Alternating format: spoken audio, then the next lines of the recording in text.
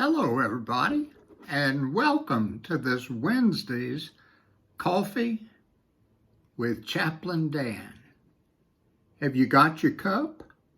I hope so. Morning,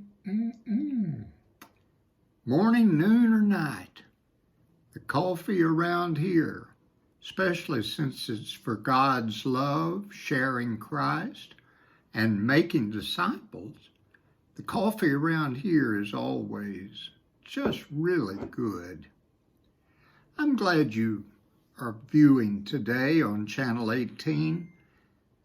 This Coffee with Chaplain Dan meditation is really designed to help you through this day, not to apply this 6-8 weeks from now, or for the rest of your life necessarily.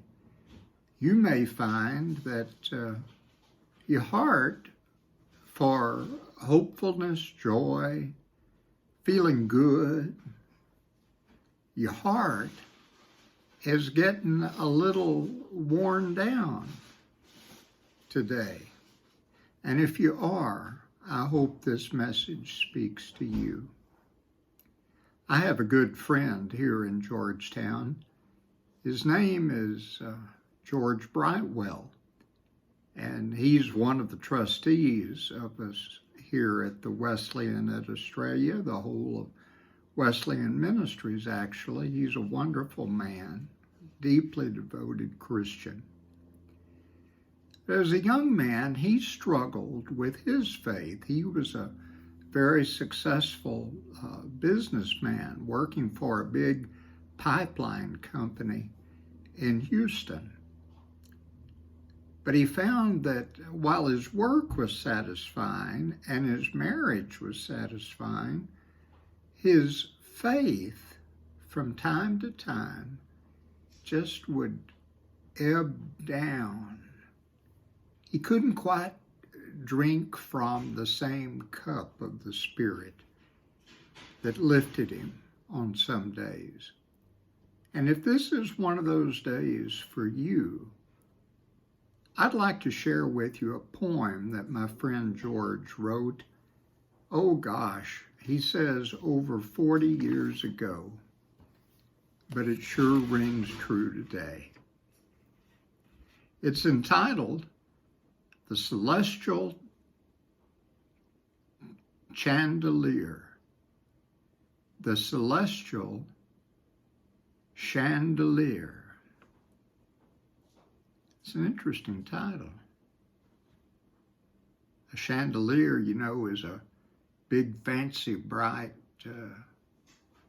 light fixture in a formal dining room or somewhere like that.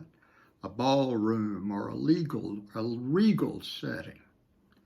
I don't know that we have any chandeliers here in our very comfortable Wesleyan at Australia assisted living, but you know what a chandelier is. A celestial chandelier, though, well, that captured my imagination. And so George wrote this beautiful poem that has that title.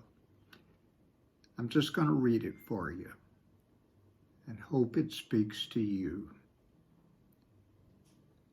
What a fine craft you have outfitted for this little trip. My soul a sail to catch the wind of your spirit. My faith a rudder to steer me through the shoals of doubt. My Lord a star to guide me to the harbor of your love. My friends a larder provisioning me for the voyage of life. I am, after all, today, at last, thankful, Lord, you have prepared me. Now, while that poem may not win a Pulitzer Prize for poetry, it does speak to a very gifted, committed person, very much like you are in many ways, going through a downtime where the spirits were dull. You're not sick. You're not clinically depressed. If you're like me, though, you have days where you just try to put the right foot in front of the left, or in my case, push the right gear on the handle of the scooter I ride around, or the left control, depending on whether I want to go right or left. Some days that's all we can do just to get around. But George points us here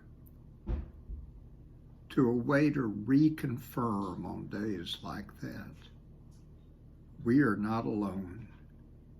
We've been prepared for this life. We've been provisioned for this life. And we are directed in this day, in this life, by the God who loves us and is right here with us in the power of his Spirit. I hope your day becomes brighter and more helpful to you as you are helpful to others. May you find the Lord as your star. May you find your soul as a sail full of spiritual wind. May you find your body as still a fine craft to take you through this day. I hope that helps you. I've sure enjoyed being with you today. And you know, there's still a little of that good coffee in my cup. What about you? I'll see you tomorrow, but thank you for joining me. God bless you this Wednesday for Coffee with Chaplain Dan.